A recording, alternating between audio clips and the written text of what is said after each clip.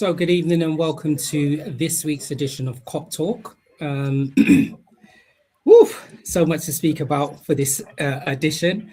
Title of this week's show is Liverpool Ripple. We'll be going through the thrilling 3-3 draw, Leeds United, the narrow 1-0 victory against Inter Milan in the Champions League, Mo Salah, and then we'll also be looking ahead to Liverpool's up-and-coming match versus Brighton.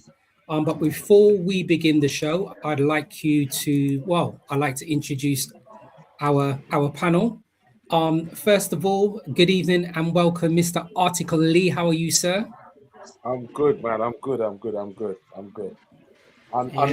Unbeaten for a little while. So it feels good.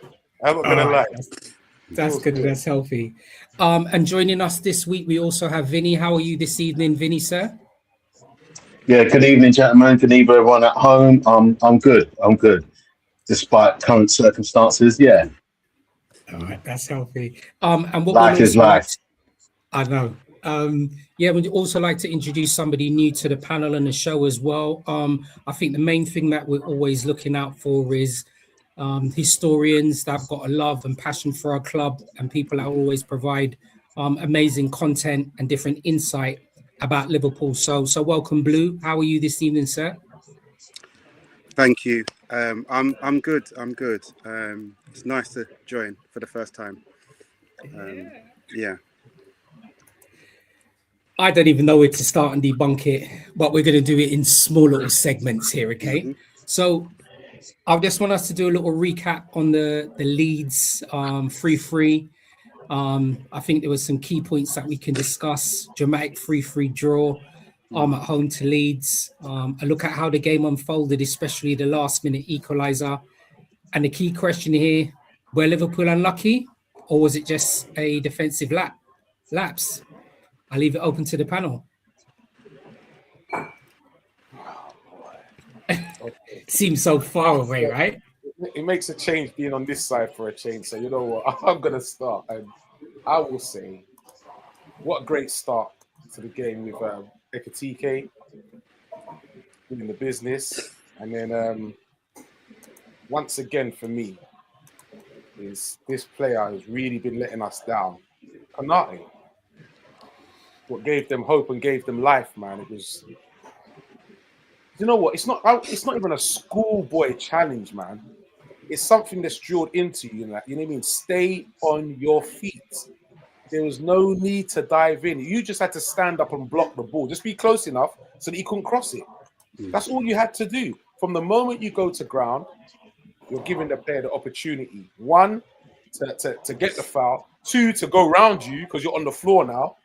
He could pop you and go around you. It was just, I don't know what it is, whether this rush of blood to the head. It's really poor. It's really poor, to be fair. And from 2-0 up, we should not be drawing that game. It felt like a defeat, to be fair. I hear you. It's funny, isn't it? Right? Because sometimes you get a game like that, and sometimes the context in which that game comes makes a difference. So on the basis of the run that we've been on recently, it felt more like Artie's saying, it felt more like a loss than a draw, you know, because I think if you really think about it, the way we played the game, it looked like we had it under control. And I think that's the feeling that we had. And I hear you, Artie, in that there was a mistake there, definitely from Konate. But you can see that there's like a general feeling of maybe, I don't know if it's lack of confidence exactly, but you know, when you're on a run and you feel like things are maybe not going exactly how you want them to go. So you can kind of see the shoulders are not quite fully back up where they should be, if you know what I mean. They're a bit low. Mm-hmm. And it's just a shame, really, because it felt like there was a few different things that played into that result. And Konate's mistake was the obvious one. But it'd be interesting to see what you guys think about, you know, so whether it was a penalty or not, I think was maybe another thing that was maybe another bit slightly I would say controversial, but it wasn't nailed on for me. But I understand, obviously, if you make the mistake, you invite the decision, right? However, Liverpool in a good state still don't draw that game, even with that mistake. And then having gone 3-2 up, again, I'll be interested to see what you guys think. It was interesting to see the changes that we made, in that we probably were more defensive than we would be otherwise, which might be another thing that's a reflection of the results that we've had recently. So I don't know what you guys think on that, but there was positives there as well, as Alti said as well. I feel like Ekitike, for whatever reason, he seems to have landed with a type of kind of almost intensity that suits our team. Yeah. He seems to be thriving. He seems to have kind of like acclimatized quite quickly. He feels confident in front of goal. Unfortunately, you know, sometimes it's not enough on the day, right? But we've played. I think we've had worse games than that, is what I'd say. So it's one of those things, isn't it? Like, you know, it's disappointing, obviously, but I would have liked us to have still gone on the front foot and tried to, you know, see the game out that way, rather than making the changes that we made. Invite pressure. Yeah, because if you saw it as well, it wasn't even just that. It was like, sometimes it's those things, you know, you think it's just human things. When you make a lot of changes, especially if they're unusual, we ended up with a team on the pitch, like a formation that we don't normally play. So people are a little bit not where you expect them to be. It's a little bit, you know what I mean? Maybe feels a little bit less controlled than it needed to be. So it may be, I get it. I understand the point was we went 3-2 and we thought, right, let's try and see this thing out. But in a way, it confused us more to make the changes that we did. But I mean, that's just that was my take on it. I don't know what you guys think on that one. Vinny, what's your take on it? And remember that key thing there for me, Blue, about the formation change, because the formation change with the Leeds game is going to give us an insight to the starting lineup and formation against the Inter Milan game. So just remember that point. We're going to come back to it. Yeah. So Vinny, what was your point on the Leeds game?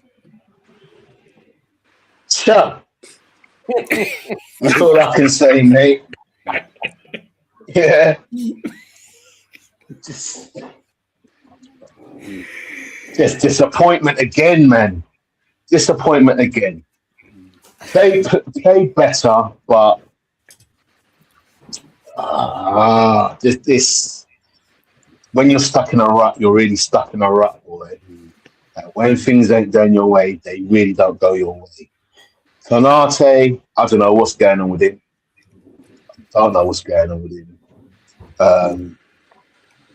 Struggling, but like that, you know, and it's easy to start. And I've got to be careful of this. I'm trying to be mindful of it. Start, for want of a better word, pause, digging players out, yeah, and criticizing. But he is agitating me. I'll be honest with you. But Ekitike, yeah, I was glad to see him get the goal. He's been the star of the season for us so far. Yeah, I remember he was meant to be a sideman. He was meant to be a sideman, and he's become the main man at this moment in time. So I hope, just want for better and bigger things from him. We spoke last week. We knew going into that game it was going to be a tricky game. It's going to be a problematic game. We was all sitting here last week, didn't know what to predict. So when you're 2-0 up, like, oh, all right, here we go. Yeah, 2-0 away at Leeds, but I'm not surprised, I'll be honest with you, at this moment in time. What happened midweek surprised me more so, but yeah, wasn't surprised with the result. Okay, perfect. Good little insight. Just want to take some people who've slowly started to join the show as well. Good evening, Debs. Good evening, gents. Interesting week. 100%. It is definitely being an interesting week. But the main thing, Debs, is we never, ever, ever hide. Right? So as he said, the title of the show is Liverpool Ripple. We're here. Our chests are broad.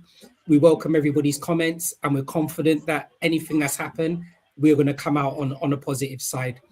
So yeah, we're currently touching on the Leeds United game. Dan Jr. 1900. Will they stay in the Premier League? That's an interesting point, actually. I mean, how's the Premier League lining up? Where are Leeds at the moment? They are, I think they're 16th. Yeah. Who's worse than them at the moment? I think it's probably only Wolves that's probably really having a horrid season. Yeah, I don't know. It's still really early though, isn't it? So Yeah. I think it's one of those things, isn't it? It's like I think you've got two different groups of teams, isn't it? We've got us. We're in a group where I think we're probably with maybe Chelsea and a few other teams who have got decent squads actually. We'll probably still, I know we're having a tough time, but we'll still win most of our games, right? And then the Leeds and the rest, it can hinge on one or two people being injured.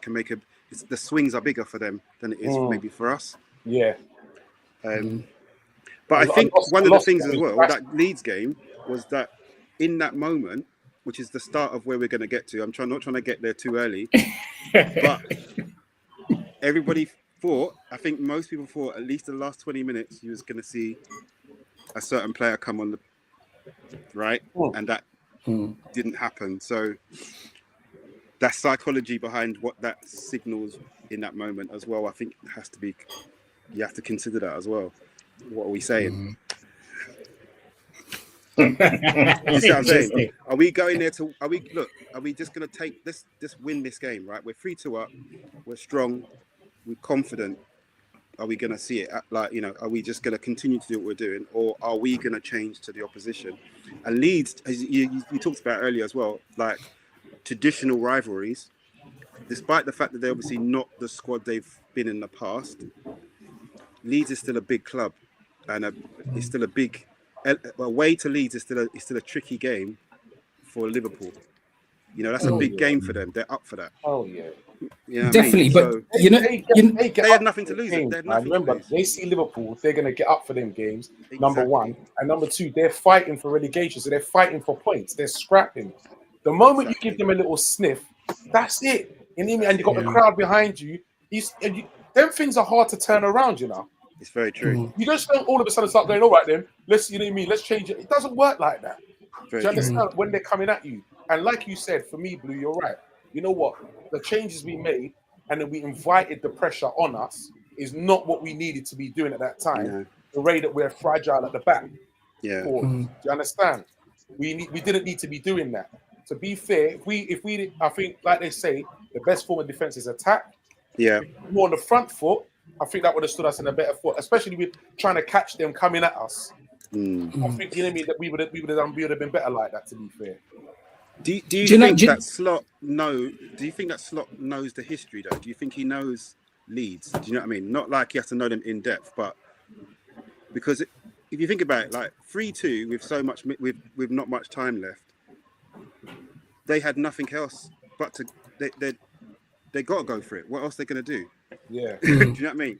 Yeah. I feel like if you just looked at the league table, maybe you might think you can just see it out more easily. But as I said, maybe it's, I don't know, familiarity is the right word. It's not like Slot's not a good manager, but sometimes you forget because he's won the league. Maybe you forget he's actually not been to some of these places before. He doesn't know them maybe as well. So maybe he didn't. Sometimes you feel, like you're saying, you feel the energy in the crowd, and you feel how they're up for it. You feel that the crowd's willing them on. Come on. Yeah, like just throw it in there, try anything. You know what I mean? All that kind of pressure. Put it in the mixer. I thought what was quite interesting in that game. I mean, Leeds offensively they played quite aggressive, right? Yeah. And they had a high press. But the thing was, for me, on recalling the game, they played like a 3-5-2. They were doing a high press with two forwards, and one of them, in all due respect, was Calvert-Lewin. Yeah. So for me, I'm thinking you're doing a high press with Calvert-Lewin plus the other forward, and we still appear to have some defensive frailties. And when I'm saying defensive frailties, I'm not just talking about our centre backs. I'm just speaking about the midfield combinations, X, Y, Z as well. So I think that's for me that I found a little bit kind of baffling. Was it just the tactics from the Leeds manager against Liverpool? Yeah, that's what I couldn't get my head around, Blue. I really couldn't understand that bit there. If you think about it, though, if you was a Leeds coach, you can see the results as well. So you can see Liverpool. Your halftime talk is, guys, then they're shaky right now. That's your halftime talk. They're shaky. They're a great team, obviously a great team, but they're shaky right now. You just want to physically just apply as much physical pressure as possible, and almost allow us to undo ourselves.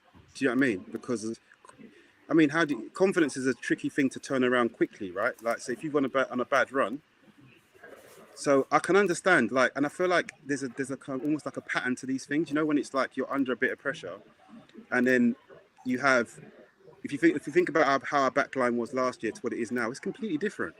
It's completely different. And Konaté's also in this phase of his career where he's on his last year, and his head's. I don't think he fully knows where he's going to be playing football next season, either. So there's probably like a few complicated, like different things playing into each other at the same time. And then you look at it and you think, you know what? It's one of those where I think sometimes chance plays a part in sport, innit? And I feel like a little bit we was a bit unlucky in that the equaliser, we almost had too many people in each other's way, kind of thing. Yeah. So it wasn't. It's almost like other than the Konaté thing, it's almost like it wasn't like someone played badly. If you know what I mean. It weren't like he had a bad game and he just cost us the game. Obviously, Konaté made a mistake.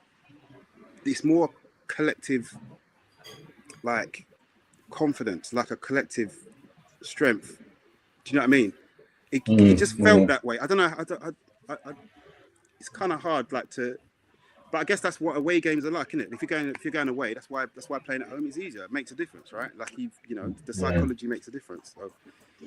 And the thing is, the thing also is that it'll be really interesting to do a study in terms of how many goals now are scored in those 90 plus minutes now. Towards the end. Minutes. Yeah. Since they've added the time on, that you get 8-9 minutes of extra of a game, the amount of goals that are scored in those minutes, it's mad. It truly has changed in the last 5 years, and even more so with that most recent change. The amount of people will go for a last minute goal to get either an equaliser or a winner, and it doesn't matter. It doesn't matter who's playing who.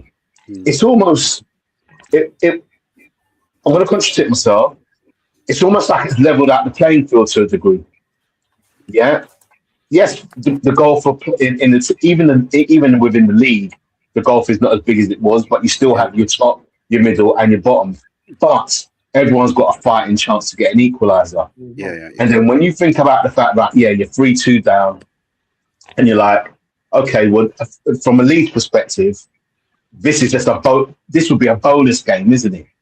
If you look at what their expectations were before the start of the season, they might be thinking, this will be a tight game.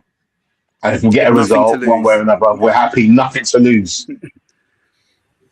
So to then be 2-0 down to get back to 2-2, but then we get back to 3-2, they're not dejected.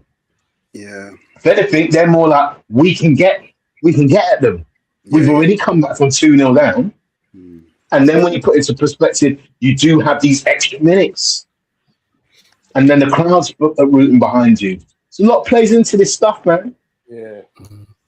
It's true. It's true. We have played some very bad games, but I didn't think this, weirdly, I know we conceded 3 goals, right? Because 3 goals is that's not a representation of a good performance, right? So I understand. But it's like, if you think about it, it's like, I mean, we just watching the game, it wasn't. This is what I mean. That's why I feel sometimes a bit sorry for them, because we've changed so much, and where maybe Virgil he's had Robertson on his left. He knows whether good or bad, we know each other inside out, right? A different player comes in, and he might be a very good player, but Kerkez might be a player that never speaks. He might be just really quiet, just doesn't communicate. You don't know. It's like you said, it's all partnerships and all dynamics like that, isn't it? And what happens over time is then everybody starts putting pressure on Virgil. You know, all the pundits, all the thing over time. So now it's like a compounding effect, isn't it? Like, where I can understand what I'm getting at is I could understand in that moment when it went 2-2, but it felt like we rode it out. We went 3-2 up. I can understand why it would still be nervy. But yeah. Lots of sides. I think some of the positives from the game was just to really extend on what Vinny was saying, and Desby has agreed. Ekitike plays more like £125 million man. So Vinny, Desby's probably really extending on what you were saying in terms of if there was any positives from the Leeds game, it was Ekitike's performance. And probably another plus point, and it's probably from my own head, we obviously it seems like Curtis Jones is now going to be getting some game time, because he featured and managed to get 90 minutes underneath his belt in the Leeds game as well. So, you know, we didn't get the result we wanted. Still a lot of positives. And as I said, we just continue to move forward. Amit, thank you very much. Good evening, chaps. Thanks for tuning in, Amit. And we've got Demas as well. We've got Aguna. We can only say, listen, this platform, why it's so amazing is regardless of what teams you support, they're always here. They're always tuning in.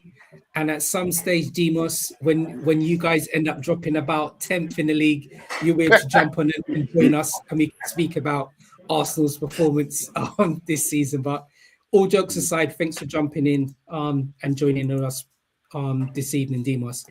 So, following the Leeds game, there was a little ripple. Happened after the Leeds game. So, as the team's talisman, does Salah have a right to express his frustration publicly, or should he have kept it in-house? I leave that open to the panel. This is and with this is so complex as well, because I think I've been looking forward to this show because I've got so much opinion on this. So much people have got their opinions in the groups. So yeah, I'm just leaving it open to you guys at the moment. So yeah, the question is, as a team's talisman, does Salah have a right to express his frustration publicly, or should he have kept it in-house? Thoughts? No, there's no ifs or buts, bro. It's not open for debate. You keep it in-house. It's not even open for debate. You keep that in-house. You've got any issues, you take that to the manager and the owners, whatever you feel like. You don't go put that in the public.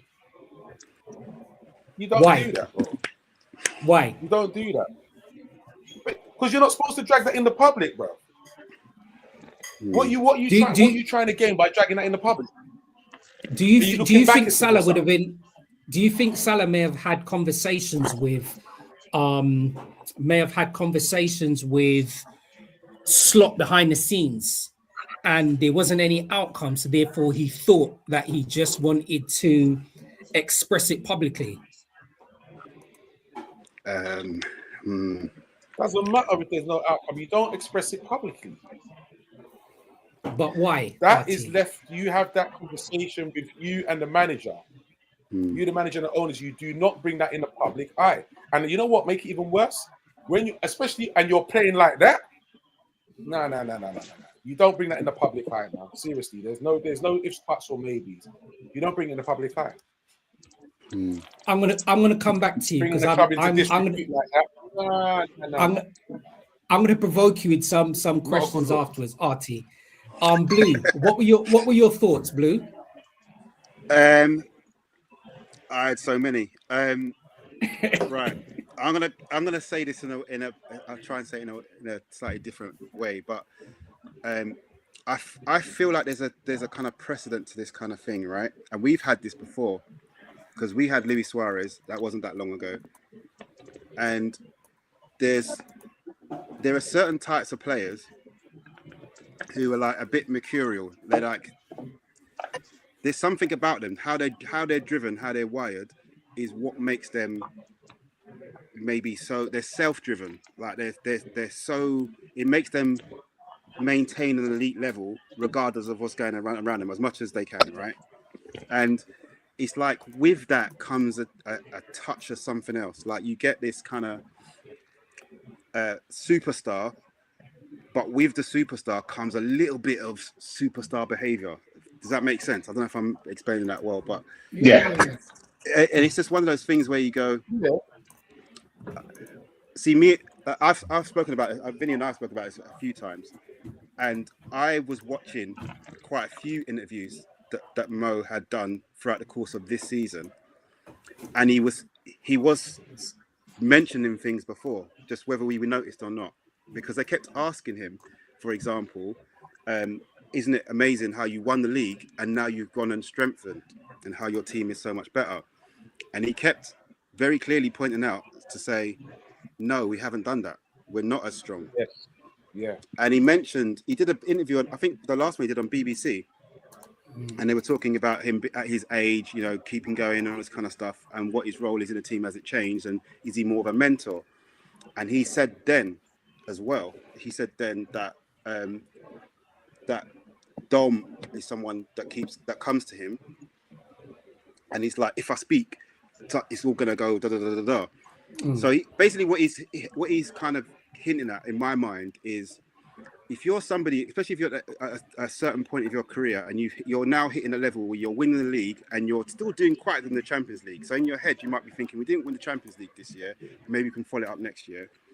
I don't think that kind of person is ready in their mind to start again and go backwards. So I feel like it's more like a general frustration. And because they lost a few games, and then after they lost 6 or 7 games, he was dropped. It's like the optics in his head is like, you're trying to say I'm the problem, if you know what I mean. So even though I think it's we ain't lost since he's been dropped. No, I hear you. It's not. I'm just saying. We ain't lost since he's been dropped. I hear you.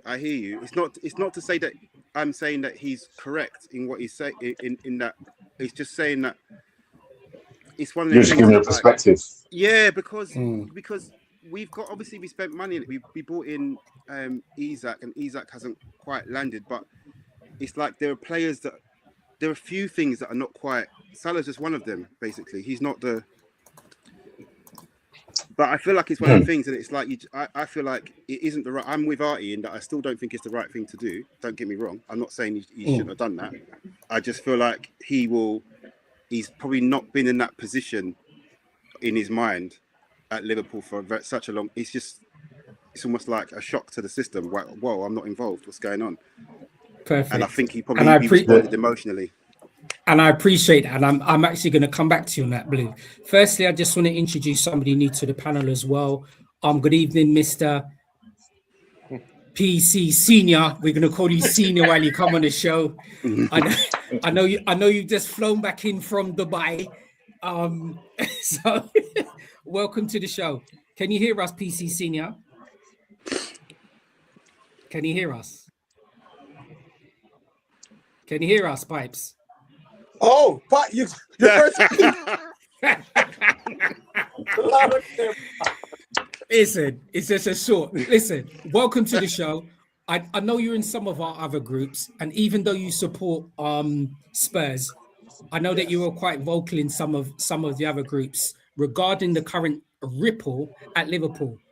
You've come onto the show. I just want to present a question to you. I wanted to present it in a WhatsApp group, but I'm glad that you've joined the panel. I just got a question to you here, okay? So Mo Salah's been an iconic figure for Liverpool. Do you think his feelings of being undervalued stem from a lack of recognition within the club, or do you think it's a deeper issue with his role? Good evening, panel. Before I start, Good evening. Good evening. I think it's a two-way thing. Obviously, we got Salah's reaction, and obviously the other media fallout. In terms of his feelings with himself, as an outsider looking in at Salah. Now, I don't know him, obviously, I don't know him, but he's always struck me as rather arrogance is good. Most elite sportsmen have that arrogance. I have no problem with that. I've always felt that with Salah, it's slightly into ego. And I think he's one of those people that's got a very precious ego. And if it's compromised in any way, he kind of lashes out. I don't think he feels undervalued. I think he enjoys being the main guy. And he's not shy to let people know that he's the main guy. You know, and anybody who kind of threatens that status, he kind of acts up. And I'll give you an example. I mean, again, it's your club. It's not my club. I'm outside looking in. But I think there was rumours that was one of the factors why Mane left. Because basically Salah didn't like Mane kind of taking his shine.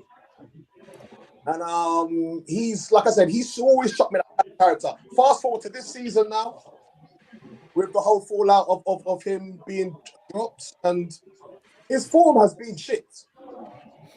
From really, I would say even before this season, towards the tail end of last season, his form dropped off.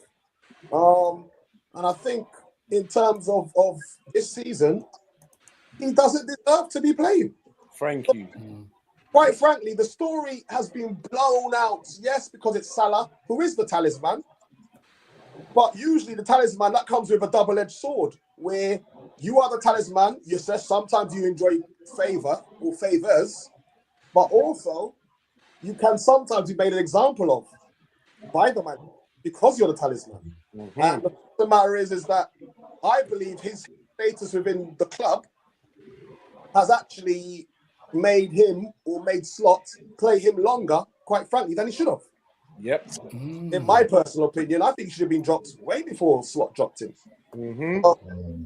That's what kind of where I'm at with it. And now all that's happened subsequently with his interview again. You see, because Salah again, he's what? He's been at your club 8 years. 8 years? Yeah. Yes? Yeah, that's correct. Yeah. He's done what? 4 or 5 interviews in all those 9 years. Yeah? And they've all been very, I think, strategically done. And this latest outburst for me was no different. I believe it was a challenge to the manager, who he sees as fragile because of results, and that's fair play to make an assumption. And I think he's done it deliberately to probably get Slot edged out the door. Interesting. That's interesting. Vinny, I didn't have the opportunity to ask you. So, this is directed to Vinny first, okay? So Salah's comments suggest a feeling of being thrown under the bus, right? So what do you think he means by this? And is it a fair assessment? No, it's not a fair assessment. He chose violence, mate. He chose violence in terms of how he wanted to have this conversation, right? And start. So it's not a fair assessment, not at all. He's not been performing, all right? He's got it into his mind, that he's being victimized. All right? He's not being victimized. He's been dropped because he's not been performing. And the reality is that he doesn't defend. He doesn't. Yeah. That free luxury role he had, which benefited us last year, ain't benefiting us now. So the manager has to make an adjustment. Now, when he says the manager's not talking to him, that's possibly true, right? I'm not going to dispute that, but why can't you go chat to the manager? Mm-hmm. Now, if it comes around to be that you've gone to try and talk to the manager and the manager said, he ain't talking to you, I could understand why you'd be upset as well. But for you, big pardon, to go out on national TV when we are in the midst of a mini crisis, and there's lots of things going on at this club, and we don't know what's going on, but there's lots of things going on, which I'm gonna just throw out all there in a minute. But for you to go and do that in the midst of all the problems we're having shows to me a lack of emotional intelligence. It's either a lack of emotional intelligence or it is self-indulgent. Now, for me, what makes it seem like self-indulgence is because you've then doubled down. Even if you had to reflect after a few days, thought, maybe I wanted to say what I want to say, but maybe I've gone about it the wrong way. You've then, on the eve of Inter Milan, posted a picture of you in the gym by yourself. Mm-hmm. Mm-hmm. So in the midst of everything what's going on, right? Even after you've thrown that bomb on Saturday, you don't want to. You're not letting it. You're not letting it calm down. You're not letting it quell. You then, on the eve of our game against Inter Milan, a very important game, a make or break game for us, you then post a picture of you by yourself in the gym. So you're making it about you. You're making it all about him. Yep. You're making it all about yourself at this point. So this is interesting. He's making it about himself. Sorry to cut you off, but he's making it about himself, but he's also tugging at the heartstrings of you supporters. Yeah. That he does this quite regular. Even his I mean, was it the Leeds game where he's sitting on the bench with the balaclava? Yes. Yeah, but you know what? You know the thing is, right? And look, Salah is. There's something about there's something about his personality, right? Which, for whatever reason, doesn't endear him to a lot of people. He's loved, but he's not loved like a Stevie G. I don't even think he's loved in the same. No, but I don't think he's even loved in the same way that Mane was loved. I think Mark or Firmino. I think there's something about. Do you not think, Vinny? It's weird. He's humble. He appears to be humble, but at the same time, he don't seem to be humble. It's mad. He's a walking contradiction. He's a walking contradiction. So Desby said he also, and Artie, I'm going to answer your question next, okay? So Desby has said he also said promises were broken, but he didn't say what they are. Has he been told he would play every game regardless? So Artie, this is a question that I'm going to present to you, okay? Could the situation between Salah and Slot lead to a larger rift between Salah and the management at Liverpool? Oh, most definitely. Most definitely. If you want to be doing nonsense like that, even though I don't agree with it, you got to be on top of your game, so people can't argue with you. But you know what? I'm posting numbers, bro. What are you telling me right now? And that's why I think we're all in agreement when we're saying it's all about him. You know, in your heart of hearts, you can look at what's going on and know you are not performing nowhere near where you should be. You know, for season after season, you have not had to defend. You've been allowed to do that because you post numbers, and we've all seen it. So we allow that. Don't worry. My man's banging goals. He's banging assists. We allow him for that. Now, when you're not scoring, you're not doing a biz at one end of the pitch, and you're not defending as well, you're a liability to the team. And you know what? Like what you call it, Pipe said, he would have been dropped a long time ago if his name wasn't Mo Salah. Because you are not doing what you need to be doing, bro, and you can't be carried in a league like this. And this will cause him what he's done. It will do. And it's leadership, right? It's leadership. Here's the thing. Whether he wants to think so or not, again, it's a walking contradiction. I think he wants to be seen as a leader and one of the older guard. You know what I mean? You're one of the guys who comes to people come to you for advice. Yes, they should do because your record as a player, as a Liverpool player, stands above in the top ranks, right? He's done it in a way that not many other people at Liverpool has done it for the period of time that he's done it, 8 years on the top. But you, as a leader, VVD comes out a couple of weeks ago and writes this open pen letter to Liverpool fans, right? From a leadership perspective. I've got my questions around that as well, but I'll come back to that if we need to come back to that. Allison, yesterday, right, or Tuesday, after the game, speaks like a leader. He speaks in balance. He's saying, listen, I understand where Mo's coming from, but also there's a manager here who I respect and we've got to work with. Do you know what I mean? And it's about the club. These are the guys who are actually looking at the bigger picture here. Liverpool FC. If Salah's thinking about the bigger picture of Liverpool FC as well, why is he so at the focal point of these conversations? Why is he making himself the focal point of the dispute if it is about Liverpool FC? And I'm glad you said that, Vinny. I'm just going to present a question to Blue, and this is kind of just to extend on what you were just saying, Vinny. All right. So, Blue, this is a question to you. So, do you think Salah's public outburst then is part of a bigger issue with communication at Liverpool?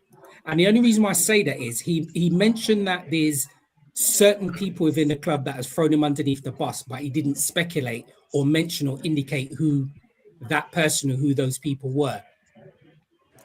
In a short answer, yes. I think to put it in context, all football clubs have that. All of them. It's just we don't see it, right? And winning hides things a lot of the time, right? Mm-hmm. But it doesn't mean, like you said, you mentioned Mane and Salah. They may never have got on, but on the pitch, they did what they need to do together, right? It's the kind of communication that matters. So to me, it's like I said, I'm not defending Mo in saying that he should have come out and said what he said. But I think there's a type of intelligence that can see that coming, that says, right, like you said, someone said already, if his name wasn't Mo Salah, he'd been dropped already, right? Which tells you something in itself. That tells you that you see him differently. So you already see him different, is what you're saying. Like, you're not going to drop him because he's Mo Salah. Therefore, you see him as something greater than others, right? So on that basis, I'm saying that is a real conversation that happens between you and Mo that says, right, this is what we're doing. Because it isn't just that he's dropped and replaced with someone who's like for like. He's dropped partly because you're also changing the system, because there's not a Mo Salah backup. So the results that come after that are not just about whether Mo was playing good or not. It's that you're doing something different, and doing something different might yield some different dynamics and different results. So everything is communication. Everything is communication. These are men, but I tell you, when it's like when they wound so tight, that elite level, they're more like children. Like, I don't know if, like, even I play vets football. I tell you now, right? And I'll be honest. As soon as we get on the pitch, right? Big old men. As soon as we get on the pitch, everyone's like a child. Everyone's like a child. We don't know why that happens. And sometimes you come off the pitch and you feel embarrassed and you think, oh God, what was I doing? Why did I say that? Why did I do this? Because that's what I'm saying is this is why I think people like Klopp are special, because he really, really understood that. He understood that the football club, the football team, isn't just about the football. It's about managing the people and the characters and how you talk to each other and how you deal with each other. So if Mo gets subbed and he throws his arms in the air, he's not upset with him, because he knows that's who he is. We want a superstar, like elite, that's going to play for us for 8 years, that's going to win 2 Premier Leagues, a Champions League, endless cups, but also be humble. That's a hard thing to ask for us to ask for. And I like that. You tapped into something, Blue. You tapped into something. How much things he's done, and it's like you got to understand.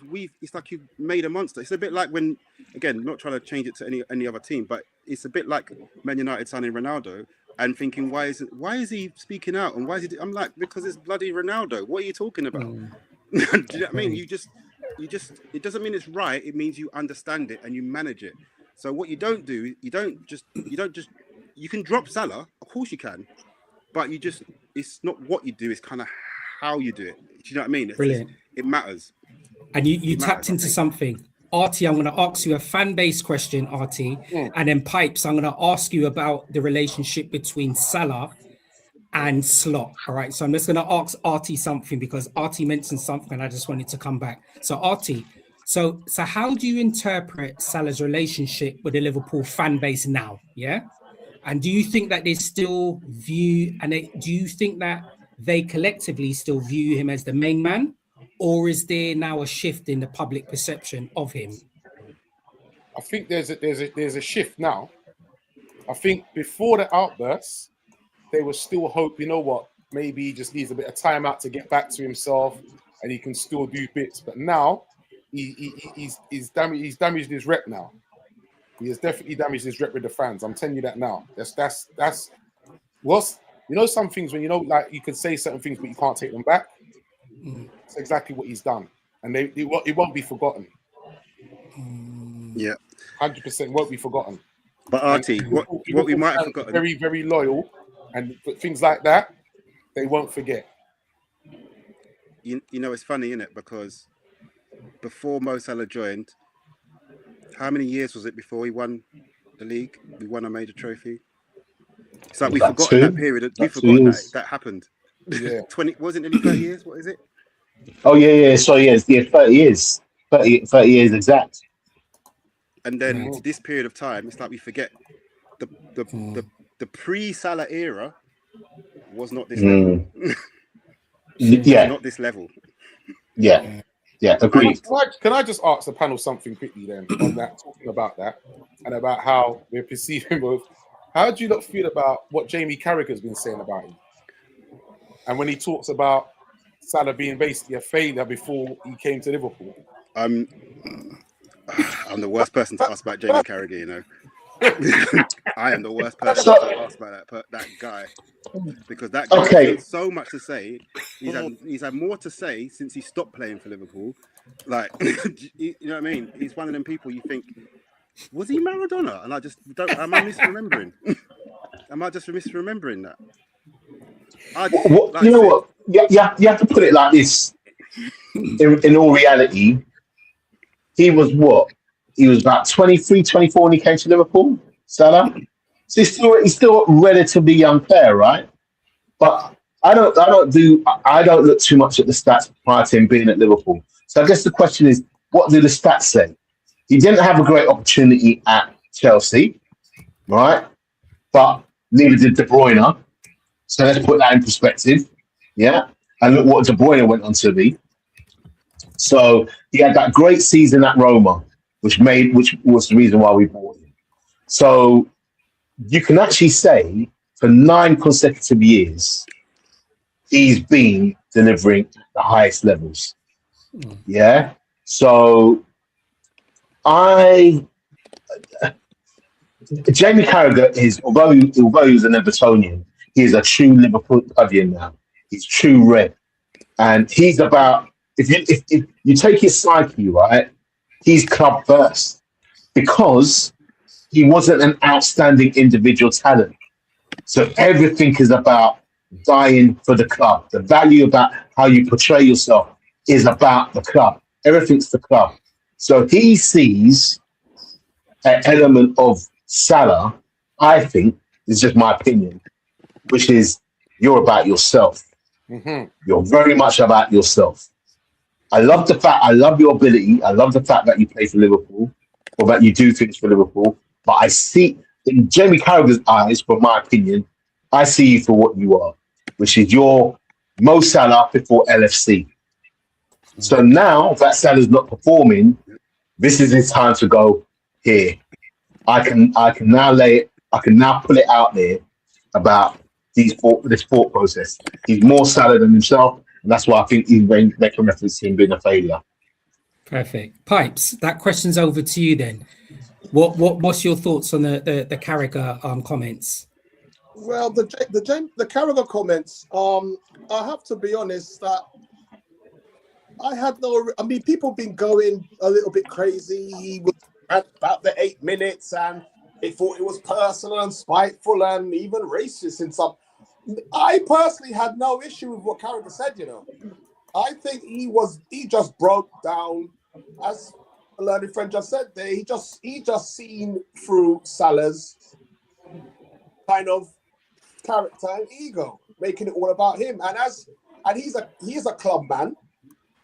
But and even that as well, I think people have been a little bit unkind with Carragher because as a player, he was a decent defender. Let's not go on like he was a pub player. You know what I mean? He right. He wasn't elite, probably world class level. But I remember Jamie made the most of his talent, made the most of his ability. But he was a solid defender though. I thought he was a decent defender. You know what I mean? Me personally. So people have kind of been a little bit, talking him like he's some club player. Just lucky to play for Liverpool. He was a decent defender. But that's by the by. But his general hypnosis of Salah and him talking about him failing at Chelsea, which is all factual, not fantasy. He failed at Chelsea. All right. Some could say he never got a chance, but he literally left here, went to Italy to kind of rebuild himself because he failed. This is fact. That's brutal. So That's you fast brutal. forward, he comes back, he comes to Liverpool, and again, I keep it 100. I believe when he signed with you guys, you could probably all tell me different. I don't remember a few clubs trying to sign Salah. In fact, one of the few clubs who tried to battle Liverpool for his signature was Milan, Tottenham. But I don't remember a plethora of clubs beating down Roma's door to bring Salah back to the Prem. So I think this is the context that Carragher was trying to kind of show that, Salah wasn't this world or this talismanic player that he became at Liverpool. So basically, in a roundabout way, he's trying to say that Liverpool, yes, made him, but also Salah owes Liverpool as well. So that's really what he was trying to say, and people seem to get in their feelings about it. But I don't think that's what people are. I don't think that's what the problem is actually, because I think the problem is him saying specifically what he said, those words, right? Obviously, none of us are disagreeing in that we think he shouldn't have done that.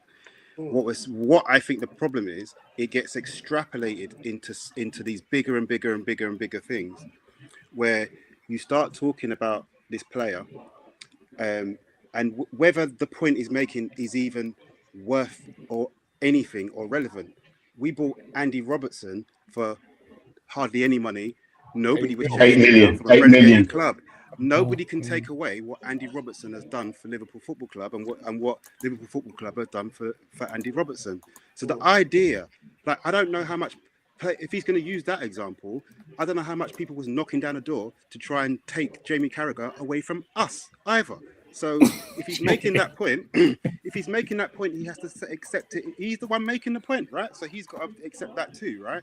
It's not what I'm saying is, right, to try and connect all of this 8-9 years of football, and it's almost like I'm going to wait for you to drop, and then when you drop, I'm questioning your whole career now.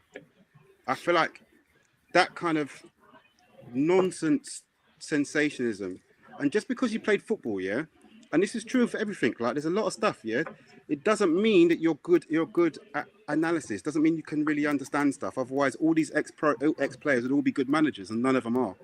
So what I'm saying is, like, I think what the problem was problem is often with Jamie Carragher is that he conflates the actual question. It's not whether he's right or wrong, is that he's a sensationalist. And I get it, that's his hustle. It's worked for him because he's gone from like a very small pundit to being on almost every show everywhere. Because if you say big things everywhere, that's what works. Sorry to cut you, but do you think he was trying to trash Salah's contribution? 100%. You think so? Yeah. Yes. Oh yeah. Yes. 100%. Yeah. Do you think he does not know he does this big rant that's not going to go worldwide? I thought he was just providing. That's how you make your money as a pundit. He doesn't have to be correct. He just has to be interesting. He just has to be big. Thought he was trying to provide context. He was clumsy, probably the way he done it. No, he didn't provide no context. Everyone here knows. Everyone knows, really. Like, if you've got a player like Salah, because even before he spoke out, think about it. Yeah, even if you watch Sky, honestly, watch that. Even watch the Leeds game. Yeah, if you remember the Leeds game, how it started out, when they went through the team, the very first thing that came out of Redknapp's mouth was Salah's going to need to look for a new club. He spent a good 4 or 5 minutes talking about, Salah must be looking for a club now because this is ridiculous. He's not on the team. Da, da, da, da. So he hasn't spoken yet. So what I'm saying is, yet another person was already thinking that. So all these people are thinking along those lines, right? So there must be a reason, is what I'm saying. It's not that if they looked at the team sheet and saw a different player was missing, they wouldn't have done that. But Mo Salah, they do, innit? So here's the thing about Salah, right? And as we're talking now, the reason I'm going to... So it's cut into anyone, apologies. But the reason why I want to say this is because he is not viewed, despite everything he does, right? And let me say, I'm really annoyed at him about what he done, yeah? But I'm not blind and oblivious. So if he's not at Liverpool, we ain't having the 8 years that we've had. Right, let's put it in perspective. But what the challenge, what we have, or not we have, the general consensus or perception amongst pundits, and maybe even within our own fan base, is that for whatever reason, he is not seen as top echelon. All right, I've heard people say his control's not the greatest. He's not the easiest on the eye as a footballer to look at. Because what people are expecting is, with his stats and his goals, he's meant to look like $1 million. He's meant to look like $1 million in the way he plays and how he delivers passes and so forth. But I've heard Paul Scholes say he's not the easiest. He's not the easiest on the eye of footballer. I've heard Jamie Redknapp say these sort of things as well. But what can't be denied is his stats. So I say that to say this: those things, in terms of how people view him and his way he goes about his business, I think means why people have this view that he's a bit above. He thinks he's a bit above his station. And actually, but so what? Yeah, we don't really rate him. I don't. I'm just giving you the viewpoint. That's what I'm saying. But do you want a team full of Tim Henmans? Do you want a team full of Theo Walcotts? You want people who push out their chest, and yes, they're annoying. They are annoying, but they win you Premier Leagues and they win you Champions Leagues. That's the difference. You can have nice guys if you want. Yeah, of course. Just have a whole team of Jordan Hendersons, and they'll all say yes, sir. Yep, no problem. And none of them will break the rules. But every now and again, you're going to need a Pogba. Every now and again, you're going to need a Suarez. Every now and again, you're going to need that. What I'm saying is, it's like, if I could understand if this was his behaviour throughout the whole time, but that's not what we're saying. We're saying even 6 months ago, we were lifting the Premier League trophy. And to be fair, we were flying in the Champions League as well. So what I think is getting conflated is that our front line in general has been in and out, because if you think about it, if Mo Salah's not been performing, why does he have to be the person carrying us every time? So if Mo Salah's not performing, so what? It shouldn't matter. But what these Carragher types are basically saying is, if Carragher's not performing, Liverpool can't win. So by definition, your identity is as the main player. But I think the problem is Salah went and said, Salah could have doubled under. Yeah. He's gone in, and basically what you just said there, Chris. He's just gonna make it about himself. That's the problem. He's gone in and basically said, "Look what's happening to me. Why me? Manager ain't chatting to me. There's a conspiracy." Because he contemplated. He said, "There's a conspiracy." He said, "There's a conspiracy within the club." Let's have it right, fellas. The fact that he's gone rogue with it and public with it is because, as I said earlier, he's challenging the manager and he's making it all about him. And it's worked because we're all still talking about it, and everybody in football is still talking about it. Brilliant. You're right. And you're right. That's why we're saying the nature of the show is called the Liverpool Ripple. We're going to have two closing questions. We're going to have two more. I'm going to have two more closing questions on Salah, because we did have an important Champions League game in the week that I do want us to touch on before we end the show. So, Artie, if Salah stays at Liverpool, how can Slot repair this relationship with him to ensure he remains happy and motivated for the rest of his contract? Well, the first and foremost, they need to have a one-to-one, man. They need to have a conversation. The law needs to be laid down to Salah that, listen, you can't be doing things like that. The outbursts, number one. Number two is this is a new era now of how we're gonna have to play football. And it's either you need to get on board or head to Saudi. Do you understand? And I'm not saying that all right, I'm going to be asking you to defend because we know you're not going to do that. But if that's the case, then you need to be doing your part up front. And if you ain't performing and doing that and giving what we need up front and ain't assisting and trying to make it all about yourself and still taking shots when you could be squaring the ball, like the incident with Wirtz in the Champions League against Eintracht Frankfurt, if you're going to be doing nonsense like that, then brother, especially hit the highway, bro. That's so interesting. And let us get some pee for you, straight up and down. Because I'm not being thing, but you know what? Yes, we know that for the last 8 years, 9 years, but you're not that guy no more. And what you also have to look at is that we've now bought 2 out-and-out number 9s. So the way that we're gonna have to play has to be different.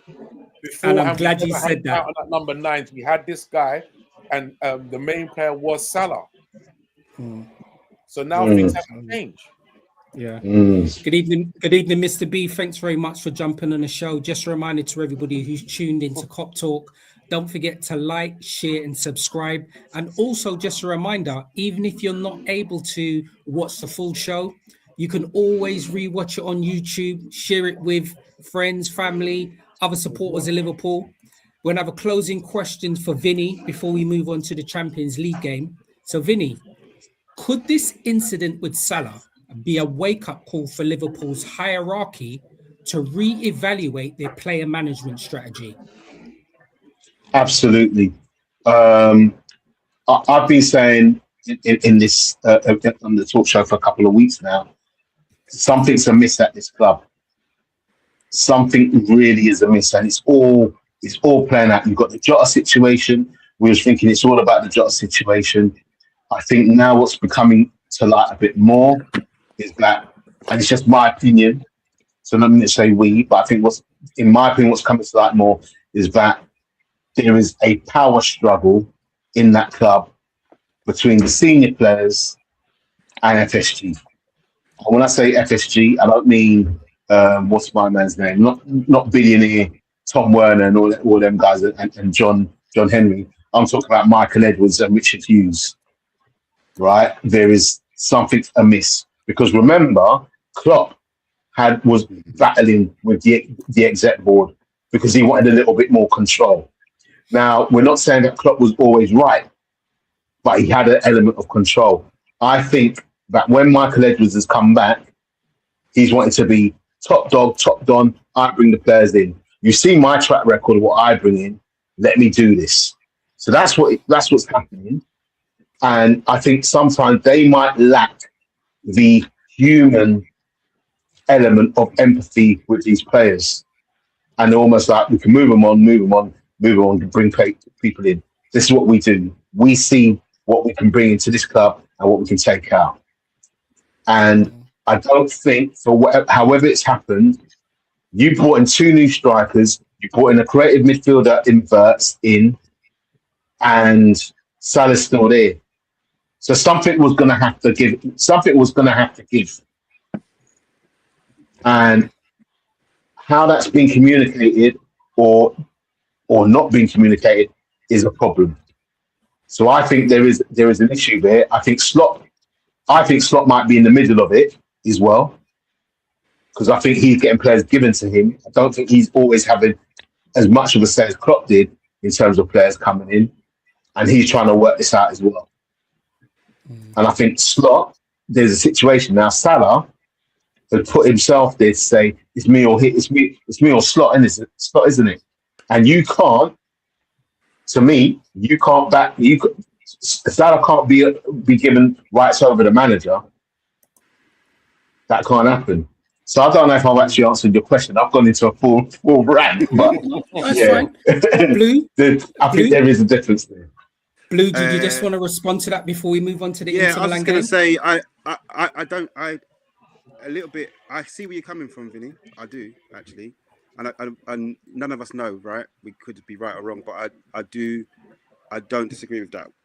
I disagree with that because I genuinely do, because the reason why I say that is because I think you just got to understand the characters that you're talking about.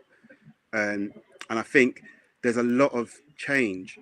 I think what we're talking about really is change, isn't it? Right? It's not even the football. So before the season's even started, you've changed the hierarchy, as you said, right? So they've come in and maybe they've thought they want to make a statement.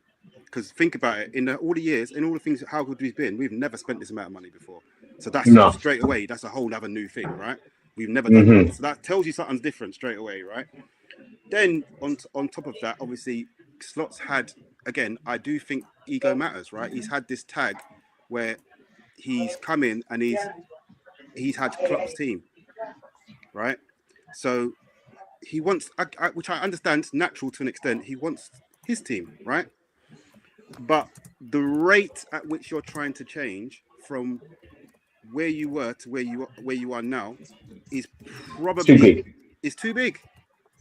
It's too big, because suddenly you're trying to integrate 7 players all at once, and in amongst that causes it causes on other problems as well, like where actually, you know, the relationships, again, just even a simple one, right? I'm not trying to defend Salah again, so I'm not trying to open that again, but Salah had Trent.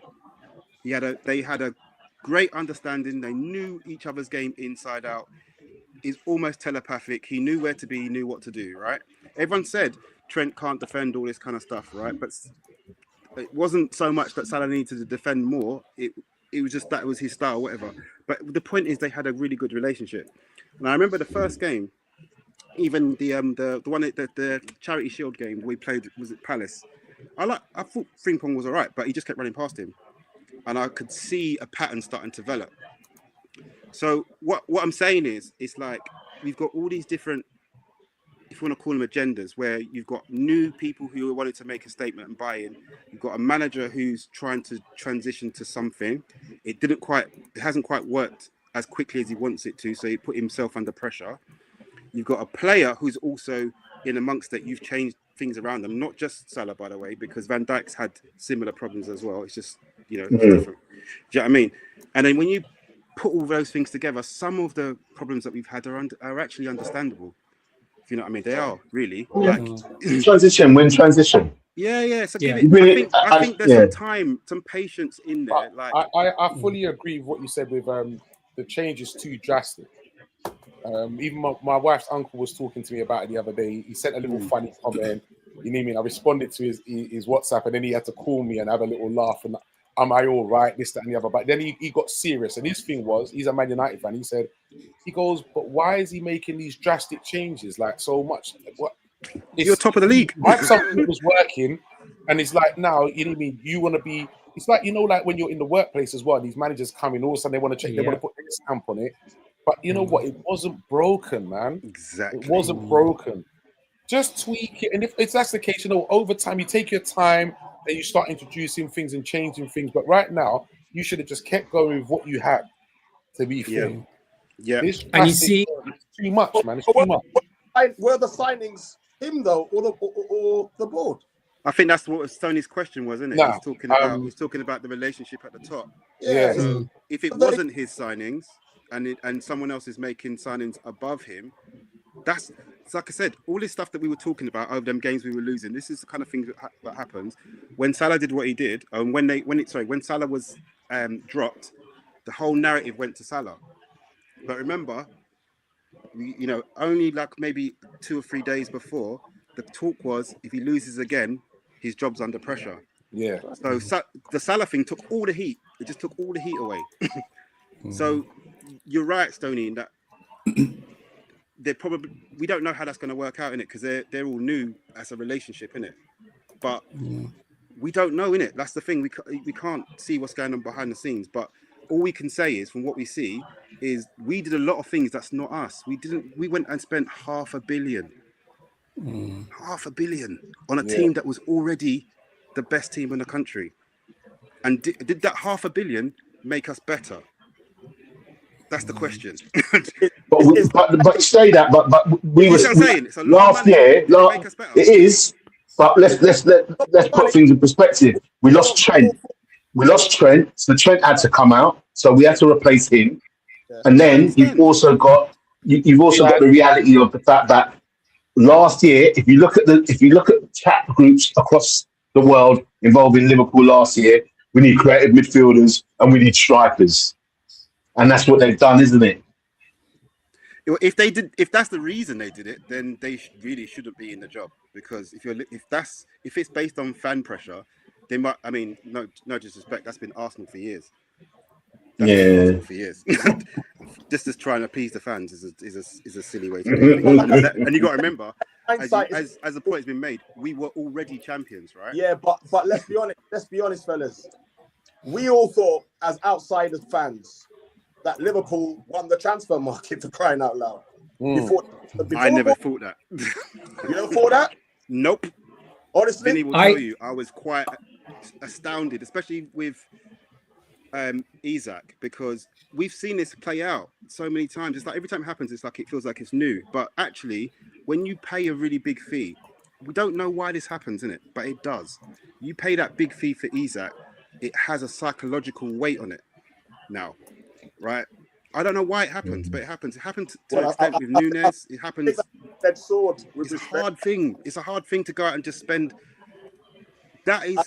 I think astronomical amount of money for a player. I think it's a psychological weight, but also the really nasty way that whole transfer transpired. Yeah. It didn't help as well. You're right. I've almost put a hex on the transfer. No. I hated every. I gotta say, I hated every aspect and element.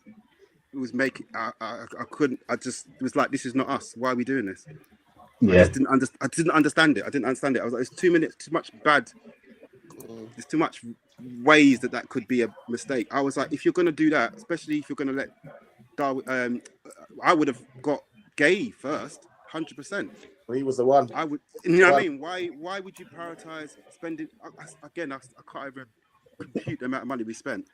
And you've also had Diaz go, and Diaz was another one of our top performers. You could have split that in half and paid and got two £80 million players.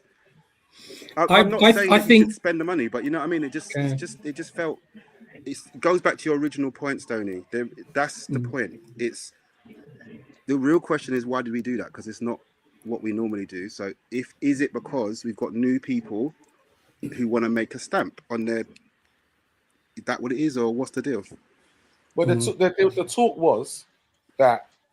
One set of comments was that the signings weren't Slot's. Then there was another set of comments was saying that Slot got every player he wanted apart from Gahey. So it's a bit confusing and we don't actually know what's going on. But at the same time, you as the coach, being the coach, you know them. If you're the coach, then you don't buy the players. Yeah. Because you're the coach. So you have to then be prepared to work with that. Whatever comes through the door, innit? Whatever comes through the door. Yeah. Which I think is what your point is. Yeah, and bar Isak, I think the signings were probably all long-term signings. I know we probably wanted them to all hit the ball, hit the floor running, but quite a lot of those players are quite young. So I've kind of looked on them as being more like long-term purchases. How they work out, I think we probably still need to scratch our heads and see. As you said, this show has been absolutely amazing. What we're going to do, I know we were going to be touching on the Inter Milan game and looking at the preview of the Brighton game, but what we're going to do, we're going to move that over to next week, Thursday's edition of Cop Talk. So I just want to thank everybody for tuning in today. Don't forget to like, share, and subscribe, and hit that notification button. I'm just going to say PC71, thank you very much for coming to represent Tottenham and giving us a completely different overview of somebody who doesn't support Liverpool, but still has knowledge and a historian for football. And we appreciate you coming to join us today. Vinny, sir, thank you very much for taking your time out. You know, you're always welcome on the show. And Blue, sir, you've made your debut today. How did it feel? It's good. It's good. I apologize if I got a lot of thoughts in my head, in it. So there's no apology. There's absolutely no and calm apology. myself I next think our main host is RT. He does a lot of vetting. So we know anybody who's welcome to come to the show, we know is good stock. So we can only thank you for joining us, and we look forward to you joining us on a panel in any future episodes. RT, sir, how did it feel being on the other side today? It was, it's quite nice, right? Because like I said, you get used to this. It's quite nice to be asked my opinion for once. You know what I mean? It was quite nice. Nah, I quite enjoyed it, man. I have no doubts. I know you're fully listen. It's your second nature. You've done this many times, man. That's why I always say my right hand man. You know what I mean? When it comes to this thing, so I know Stoney's got the ability, the knowledge, and everything to handle this, so it's not a problem, man. I'm never worried. You know what I mean? It's all brilliant. Look, the main thing, everybody was here for the panel and everybody tuning in. We can only appreciate that. We're going to be coming to a close, but don't forget, next week, Thursday at 10 o'clock, we'll have another edition of Cop Talk, and we look forward to everybody joining us and everybody sharing their comments and their opinions.